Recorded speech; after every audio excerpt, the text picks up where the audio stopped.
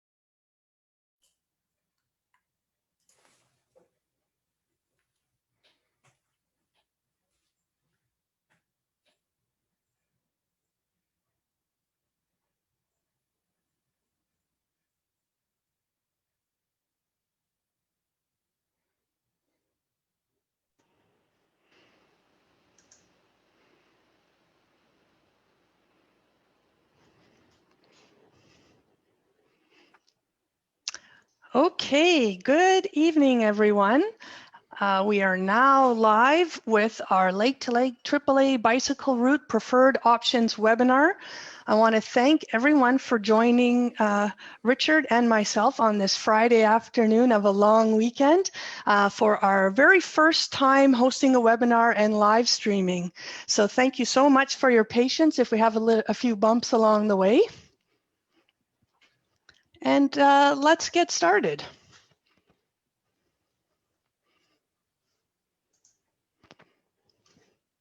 So as I mentioned, I'm here today with Richard Durdul. He is our community transportation planner and traffic engineer, and he's provided the technical expertise to support the identification of the lake-to-lake route.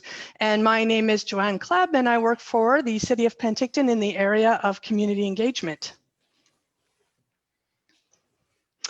So our goals today are to bring you up to speed on the process that was followed to identify the preferred options. We've been working on this for more than a year now, but for some of you, this may be your first exposure to this work. So we want to help you catch up on our journey.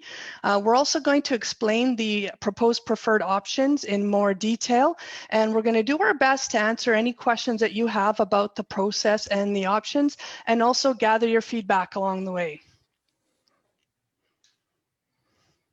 So how is this webinar going to work? Well, we'd like to invite you to use the comment function on Facebook to enter your questions. We have a moderator who will submit them to your panelists, Richard and myself. We'll track those questions and we'll do our best to answer them at the end of the presentation. If you have specific questions about your property, we'll do our best to answer them, but we'll also invite you to email getconnected@penticton.ca or call City Hall to arrange for staff to contact you.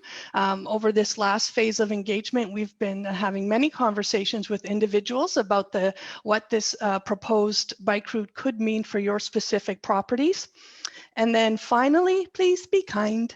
Please keep your comments respectful. Anything in kind of foul language or name calling will result in your comment being removed from the chat. So let's get into the details. So as I mentioned, we've been working on this for over a year. In our first phase, we did a technical analysis. It may surprise you to know that identifying a bike route is largely a technical activity. There are lots of things like road widths and traffic volumes that you need to consider when you're picking out a safe bike route. So in our first phase, our goal was to do this technical analysis, raise awareness, and confirm support with the community for this work. We then went on to put forward a number of options, review those with the community, and that brings us to the third phase, the one that we're in today, where we're reviewing the proposed preferred option with residents. So I'll just spend a little more time on the detail of the activities that got us to this point. So as I mentioned, this is largely a technical activity, and that's why we hired CTQ consultants and Richard, who's on the call with me today, to provide that technical support. Due to the length of the route, it's covers one end of the city to the other. We divided it into 4 sections, and then we looked at each section to identify which roads met the criteria of an all ages and abilities route. And Richard will spend a little more time talking about that. In this first phase, we also established an advisory group of representatives from key stakeholder organizations in the city. And these are groups that brought some very specialized knowledge and local knowledge to the process. It was representatives from the RCMP, the fire department, local business organizations, cycling groups, as well as ICBC.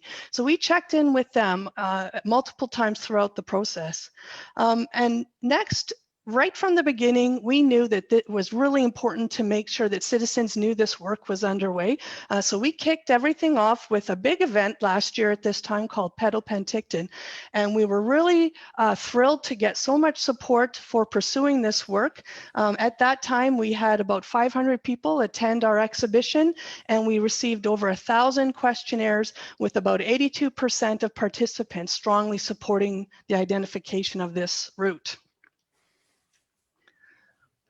So that took us to the next phase.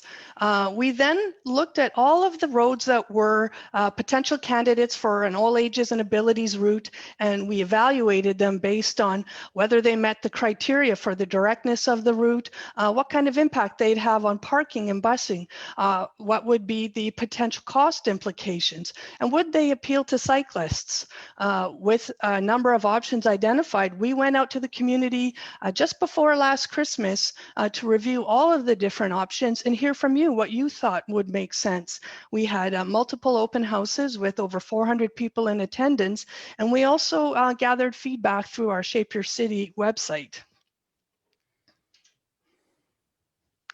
And what we learned through that process was that we didn't hear from enough people in the downtown, and we knew that downtown was going to be a sensitive area because it had the potential to affect business parking. So we wanted to make sure that we involved as many people from the downtown as possible. So we had an extra engagement activity where we focused on our top two options of Winnipeg and Martin to ensure that residents and businesses along those routes had the opportunity to consult with us on what the work that was being considered and ensure that we would understand any of the issues that they might foresee. So we made sure people were aware of this work again by mailing out letters to the properties. We had video presentations. We had originally planned in-person open houses, and we, as a result of the pandemic, we ended up having some online activities. And you can see in the picture here where our consultant Richard was able to zoom in to the open house to talk with residents. We also had a meeting with the board of the Downtown Penticton Association to ensure that we understood the views of businesses. And so that brings us to the current phase we're in, where we narrowed down the options and we came up with what we're describing as the proposed preferred route. And so we're now in a phase of focused conversations with the businesses and residents that are along these routes, just to ensure that we understand all of the issues that we may need to consider in finalizing the location and even in the potential design of the route. Again, in addition to the signs, which I hope that you saw along the way, we also mailed letters to all of the properties. It turned out to be about 2,000 letters for all of the properties along the route. And as I've mentioned, we have been busy meeting with individual landowners and having conversations with them to answer their questions and understand what concerns they may have. And so before I turn it over to Richard, I just wanted to spend a minute or two just kind of sharing with you what we've been hearing from these conversations so far. Not surprisingly, people are really supportive of having safe cycling routes in the city, and they like the directness of this route. They have some questions about how it's going to impact services such as garbage and snow clearing. They're concerned about the loss of street parking and access for deliveries, especially in areas where we have multifamily buildings. And not surprisingly, downtown, there's a lot of concern from the businesses and commercial properties about the impacts of the loss of parking, and also some of the unique impacts for businesses on Martin Street. And again, there's also a number of questions about what it means for Martin Street, where there was investments made in revitalizing the 200 block, and also what the overall costs are of this project. So that kind of brings you up to speed to where we are today. And I'm now going to turn it over to Richard, and he's going to share his screen and kind of go into more detail about how we landed on the various options. Okay, thanks, Joanne. Hi, everyone. Richard Durdul here. I am going to share my screen. It's a PowerPoint presentation, so just give me a moment here to switch over to it and to go into slide view. Now, are you seeing the whole slide here? Joanne, could you tell me, are you seeing the whole slide filling the screen? I think we're seeing your speaker notes, Richard. Yeah, it always does this. Okay, we're just going to swap displays. Now you should be seeing the whole screen. Absolutely. Okay, good. So starting off, my presentation today is the same presentation I gave at our webinar last week, and it's basically the same presentation I gave to council last month. And it describes the preferred route for the the proposed preferred route for the Lake to Lake bicycle route. So I'm just going to advance here. As Joanne mentioned, we broke the route into 4 sections. It's 6.5 kilometers long. And so to facilitate engagement and allow us to discuss with the groups of residents and business owners in each section, we broke it into 4 sections. In each of those 4 sections, we looked at different roads that the route could follow and different types of bicycle facilities that we could use to create that route for all ages and abilities. So before I get into the details, I thought it'd be useful just to recap what we are trying to achieve with the Lake to Lake bicycle route. As I mentioned, it's intended to be safe for cyclists of all ages and abilities. So that includes young children, seniors, and particular people who aren't terribly confident riding in traffic. That is one of the biggest obstacles that prevents people from cycling, is a fear of traffic. And that's one of the biggest things people are looking for, is safer bicycle facilities. We're also, to the extent possible, looking to mitigate the impacts of the routes, particularly things like parking, access to properties, and so forth. Looking also to keep the route affordable. It has to be something that the city can actually afford to build. So generally that means we're looking at constructing it within the existing roadway and not widening roads, which would be a very expensive undertaking. And for that reason, we're also looking to make that it's implementable. It's something the city can actually achieve in the short term. It's not something that would be dragged out over a long period of time. So as Joanne mentioned, we've done several engagement activities over the past year. One of the key ones was in December. We went out to the community and showed all of sections 1 through 4, all of the different options that we were looking at, and looked for feedback from people as to which of those options in each section they preferred. In general, almost 2/3 of people supported the idea of all ages and abilities cycling facilities. And in particular, we made a point of telling people that in order to put bicycle lanes on a road where there isn't bicycle lanes right now, something else would have to be removed to make way for the bicycle lanes. And so that we would have to reconfigure the cross section of the road. 78% of people told us that they supported making those changes to road cross sections.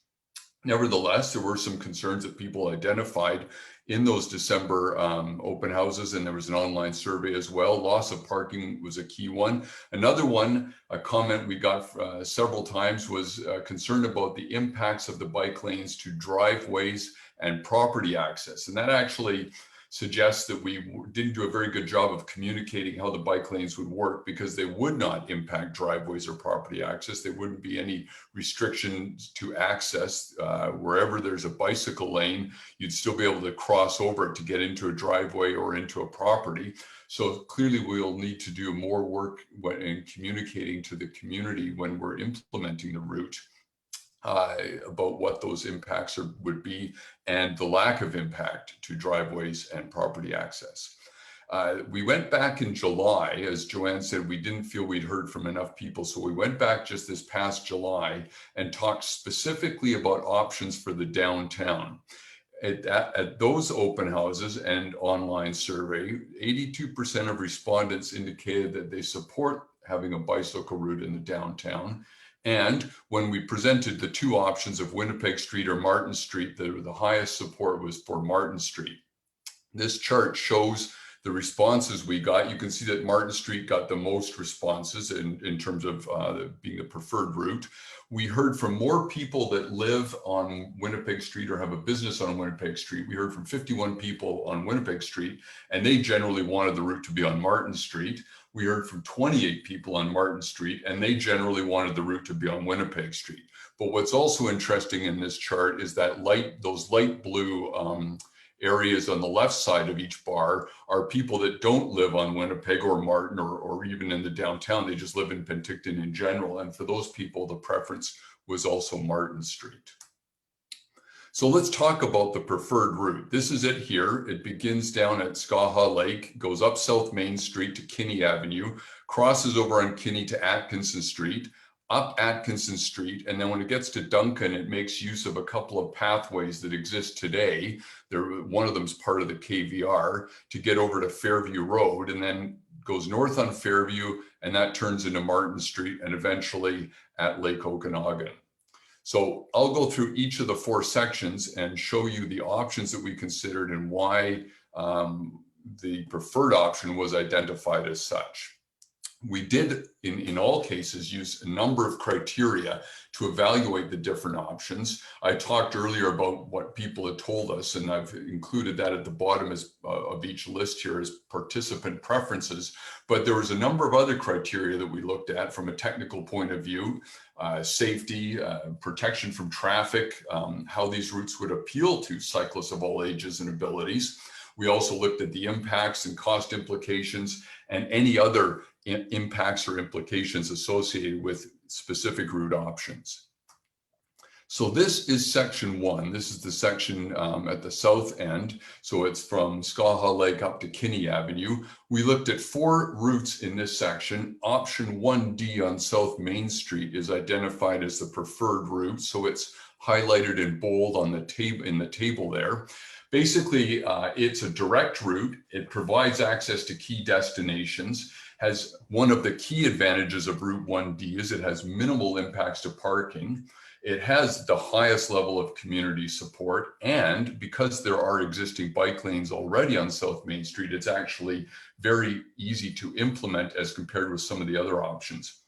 We did receive a lot of comments and a favorable response about option 1A. And we recognize that option 1A would also be a good route in this section. It's far enough from option 1D that the 2 would complement each other. Option 1A is something the city would like to pursue in the long term. Unfortunately, there's some property issues associated with option 1A that would prevent it from being pursued in the short term, but it's definitely something that is being kept in mind. So this is what South Main Street looks like right now. The photograph on the left shows you that on the west side of the road, we have parking, and we have a southbound bike lane, 2 lanes of traffic. And if you look just behind the white pickup truck, you can see the bike lane going northbound on the other side of the road. The illustration on the right shows how that would be reconfigured. And basically on the west side of the road, we would be switching the configuration of the bike lane and the parking. So now the bike lane would be next to the curb and the parking would be between the bike lane and the traffic lane. On the other side of the road, the northbound bike lane, we would add a barrier to that for protection. And as shown in this illustration, where there's a driveway, the barrier would be ended so you can turn in or out of the driveway. On the side where parking is, we would restrict the parking for about 5 or 6 meters in advance of the driveway to make sure that people had good sight lines turning in or out of the driveway and that cyclists had good sight lines as well. These are a couple of examples, these are from the Lower Mainland, that show what that looks like. The photograph on the left shows the bike lane in behind the parking, so that the bike lane, the parked cars, and on the other side of the parked cars is where traffic is. The picture on the right shows how the buffer that's painted out between the bike lane and the parking allows for the passenger door of a car to be opened without extending into the bike lane. The shadow of the door actually goes into the bike lane, but the door itself does not extend into the bike lane in this photograph. So section 2 now is the next section. So section 2 continues north from Kinney up to Fairview Road. Again, we looked at 4 options here. Option 2D is the preferred option, and it's highlighted in bold in the table. Basically, it had the highest level of community support of the 4 options. And the reason for that, and one of the key advantages of option 2D, is that it provides direct access to major destinations like Cherry Lane, Safeway, other businesses on Main Street. The other appealing feature of option 2D is that it does make use of traffic-free pathways north of Duncan Avenue, and it's the most direct route of the 4 routes. So this is what Atkinson Street looks like on the left there right now. There's no bike lanes there today. What we would be doing is adding a protected bicycle lane on each side of the road. So where this gentleman's riding his bike would now be a bike lane. When we get to Duncan, we would make use of pathways north of Duncan. This is a photograph taken from Duncan, looking due north up one of these pathways. And at the far end of this pathway is the KVR pathway, which carries cyclists over to Fairview, or they could continue up to the KVR if they want, but the KVR is not part of the lake-to-lake route. Now, one thing we did hear a lot from people about is the intersection at Atkinson and Duncan. It's not a terribly great intersection today, and if we're going to put cyclists through this, we need to make some improvements. So this is an illustration that shows proposed improvements at this intersection. Key improvement would be to add a traffic signal here, and with safe crossings for cyclists and pedestrians. You can see the protected bicycle lanes on either side of Atkinson Street, and the black lines indicate the barriers that offer protection, and where there's driveways, the barriers are discontinued, and those dotted lines show where cars would drive into and out of the driveways. Then they get to the traffic signal and cross safely there when traffic is stopped. On the north side of Duncan Avenue, we would construct a new two-way bicycle path that would connect over to that pathway that I showed you in the previous slide where that photograph was taken. That multi-use pathway continues north, connects to the KVR pathway, and over to Fairview Road. This would not only improve safety for cyclists, but for pedestrians as well, and for motorists, make it a lot easier to make turns from Atkinson onto Duncan. On Fairview, there was no route options. Fairview is the only route, but we did look at two different types of facilities, either protected bicycle lanes, one on each side of the road, or a two-way cycle track on the east side of the road, which is the preferred option. So again, photograph on the left showing what Fairview looks like today, where that cyclist in blue is riding would become a two-way cycle track. You can see that cyclist in blue in the illustration on the right. There would be another cyclist heading southbound. You can see him in yellow in that illustration. He would be heading southbound down the east side of the road. One of the key advantages of the two-way cycle track is it allows us to include left turn lanes at intersections and driveways, so the people that are waiting to turn left do not impede traffic behind. And so that would be better for traffic operations. It's also a safer option for cyclists, as it doesn't require them to cross over Fairview and then just cross back 500 meters later, and it avoids the possibility of wrong way cycling that we might otherwise have with protected bike lanes in this section. Here's what the cycle track looks like when it gets up to where Fairview bends over to Winnipeg, as you can see bending off to the top left there, or continuing straight towards the library on the top right, which is where the cycle track goes. It's again on the east side of Fairview. That right turn lane from Fairview to Fairview towards the library would be reconfigured to slow traffic down a bit as they're making that right turn movement. And we would be proposing to add a raised pedestrian crossing there to improve safety for pedestrians. The cycle track again on the east side of the road, continuing up towards where the library is. And I'll talk about how that ties into Martin Street later. So that does bring us now to the downtown section. We looked at 5 options originally for the downtown, presented all 5 options to the community in December. Based on feedback from the community, as well as our technical evaluation of those 5 options, we narrowed the sort of candidate options down to options 4B on Winnipeg Street and 4C on Martin Street. And those were the 2 options we presented to the community at our follow-up open house and survey in July. So option 4C is preferred. It's the cycle track on the west side of Martin Street.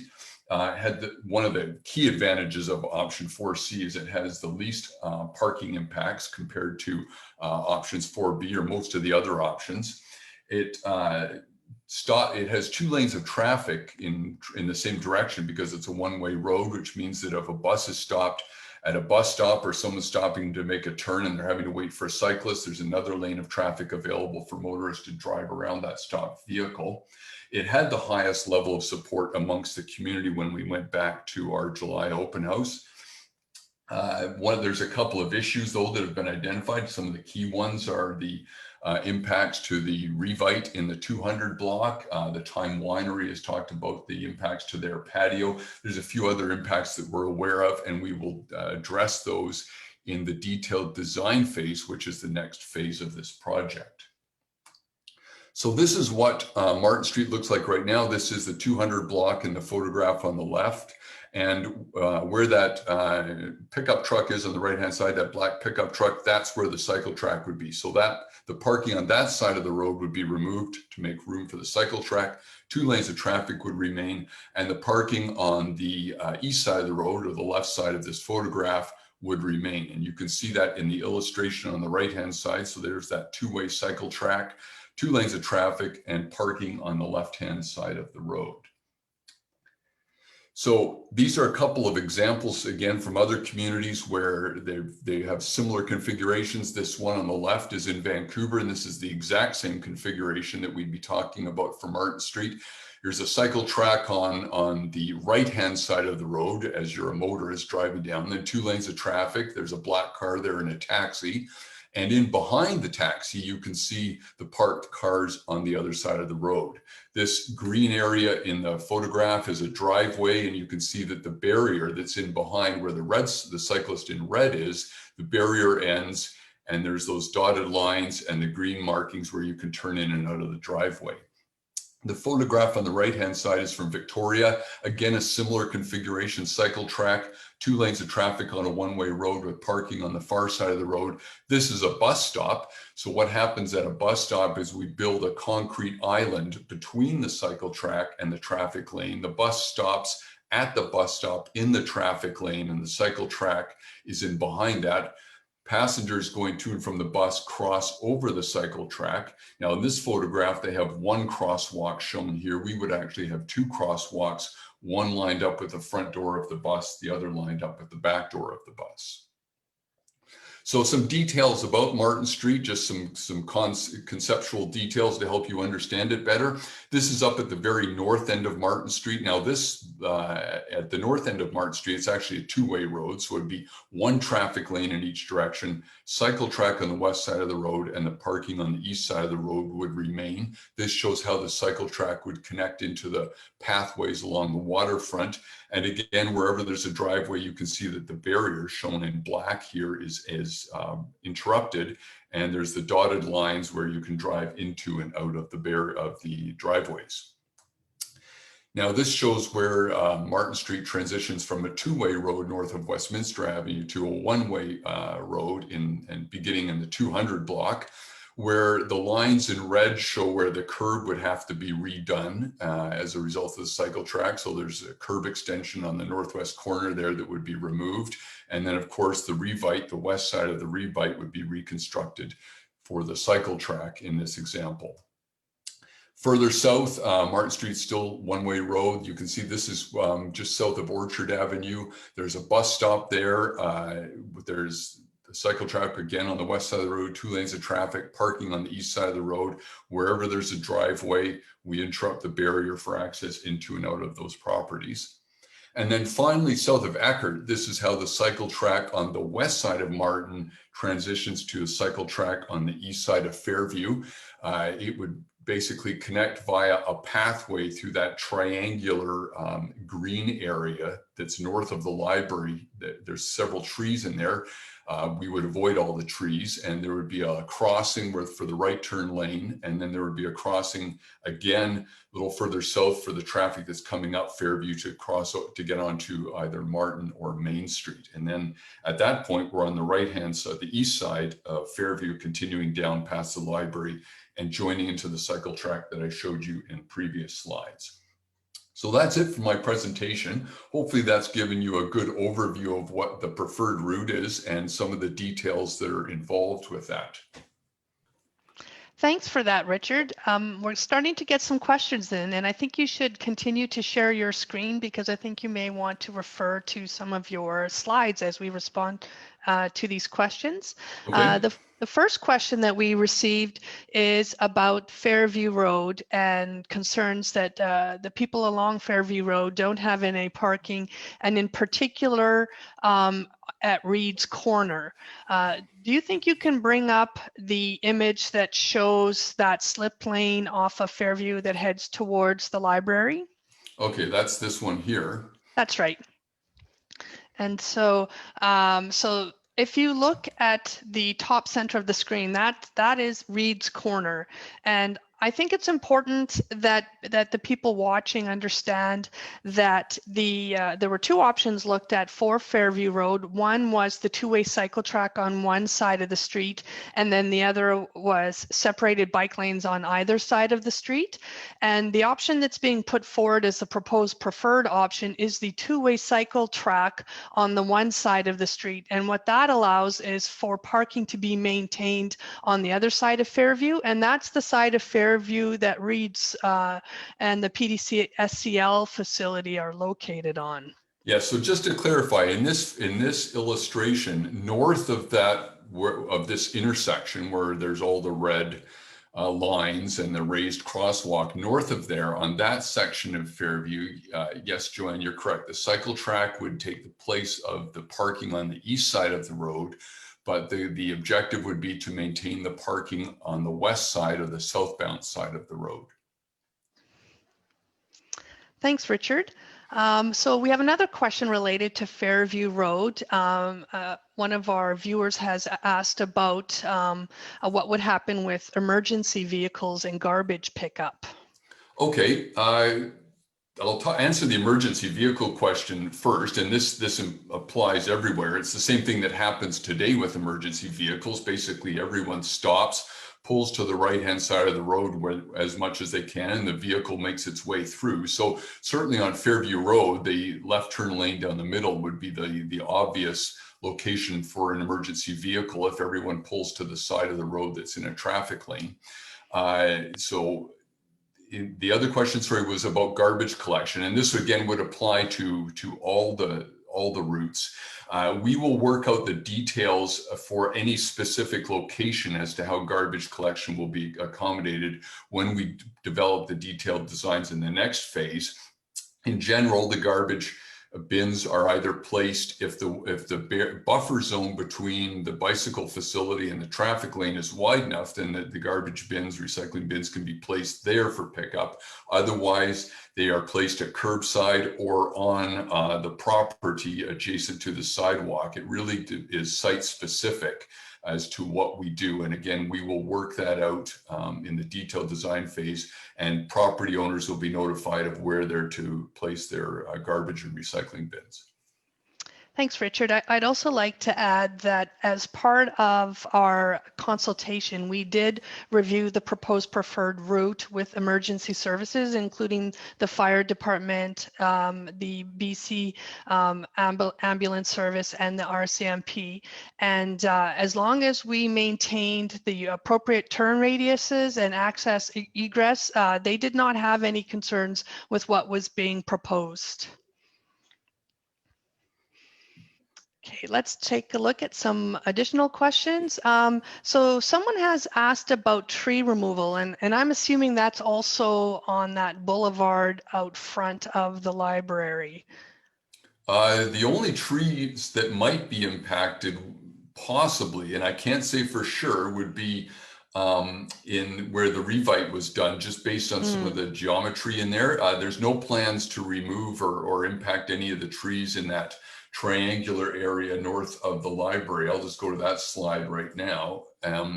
So I hope my cursor is visible here, but in this triangular area, the trees are over here. They're sort of more in the center of this triangular area, and we would run the pathway down the west side of it. It misses all the trees and the same thing down here, it misses the trees. Thanks, Richard. We're seeing a number of comments again about why not just use the channel parkway, or sorry, the path along the channel. And so that's certainly one that I can help with. And, you know, the goal of this project was really to provide a central route through the city that would make it possible for cyclists of all ages and abilities to ride to popular destinations.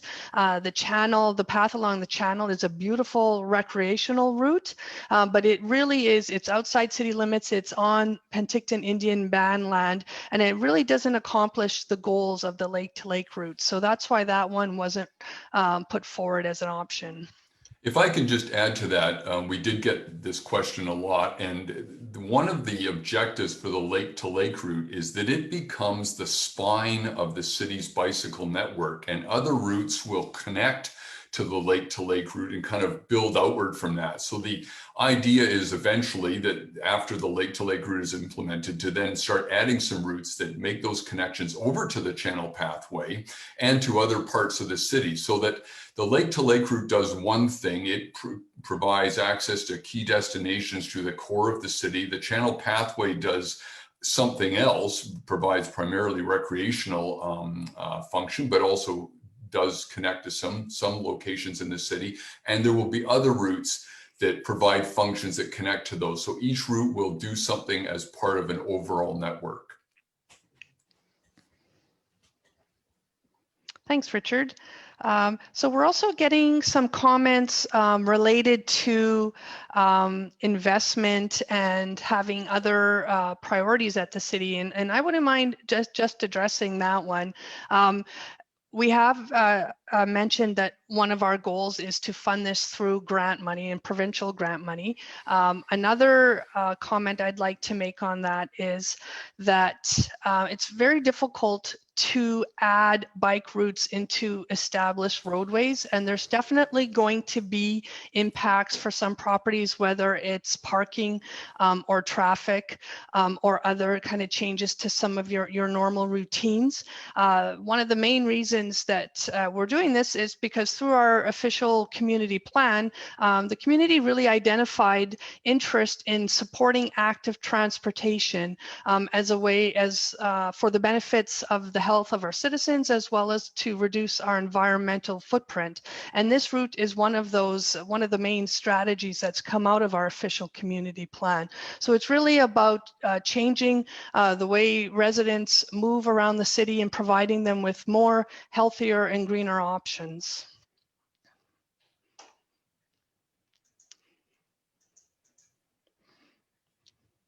Okay, I'm just going to see if we have any more. There's a question here about whether or not we have enough usage for this type of project. I'll let Richard, who has a lot of experience with bike routes, answer that one. Well, it is a bit of a chicken and egg situation. I think there's people riding their bikes in Penticton today. Penticton's an ideal community for cycling in that it's flat and the distances aren't terribly large, even from one end of the city to the other. What a lot of people have told us in the engagement activities is they would like to ride their bikes more, especially in the city. We hear from people that ride elsewhere. They're either road cyclists or they're mountain bikers or whatever, but they want to ride in the city. They just don't feel there's somewhere safe to do it. So I expect that when this is implemented, you will see in Penticton what you've seen in other communities, Kelowna, Vancouver, Calgary. People that weren't on the roads before riding their bikes will be out riding their bikes on the lake to lake route. It is a case of build it and they will come. So we've also received a couple of questions about, we pay our property taxes and we don't support this. Shouldn't we, shouldn't we be avoid having this route? And I'll take a stab at that one, Richard, and then maybe you can pick up on it. And so this is really a transportation project. This is about civic infrastructure and how people get around. The roads do belong to all citizens, so it's the responsibility of the city to provide systems that are available and accessible for all modes of transportation. And that's really the direction that we're wanting to take with the official community plan. If I'll just add, this comment it's a comment we hear in other communities as well. And one of the responses that I like that I've heard in other communities is the cyclists then stand up and say, well, I pay property taxes too. Where's my bike lane? So everybody pays property taxes and the goal is to provide facilities for everyone. But it is useful, I think, to remind participants in the webinar that the lake to lake bike route was something that council identified last year as a priority, something that one of their They identified 3 or 4 priorities that they wanted to pursue over the next few years, and this is one of those. So council has decided that this is something that should be done. We presented this to council last month and asked for their blessing to proceed with this last round of engagement. They unanimously supported it, and it will be going to council within the next few weeks for approval then to proceed to the next phase of the project. I mentioned that before, is detailed design. So it really is council's decision as to whether this is a good use of property taxes, of revenue. And so council has decided that this is a project that is good for the community as a whole and is a good way to spend the city's money. Great. And so I think Richard has done a great job of summarizing where we're at in the process. There was another question here about no grant, no bike route. So where we're at in the process is really to kind of identify the location, and as part of that, we're going to look at funding options. There are many grants available to support active transportation. This is something that other levels of government has seen fit to support. How it proceeds, depending on the funding, is really going to be a decision of council. And I'm seeing a number of comments, people saying this is, they don't approve of this and that they don't necessarily agree with this. And we most certainly understand that not everyone is going to agree with having a bike route or with the location. And we welcome all feedback and want to make sure you know that now is your opportunity to share those thoughts with council. And you can do that through the feedback form on shapeyourcitypenticton.ca. You also have the option of doing a paper copy, which are available at City Hall. We're also, I would invite you, I see there's some very specific questions about individual properties. We are more than happy to talk to you about the unique situation at your property. Our plan is to take all of this feedback, good and bad, to council to support their making an informed decision.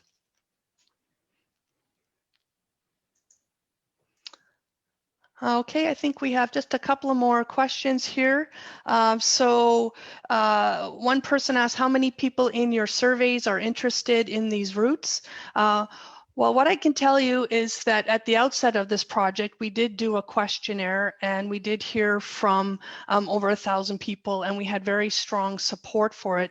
But that's not the only driver behind this initiative. As I mentioned, through the process to create Penticton's official community plan, which sets the vision for the community for the next 25 years, there's a desire to support active and greener forms of transportation.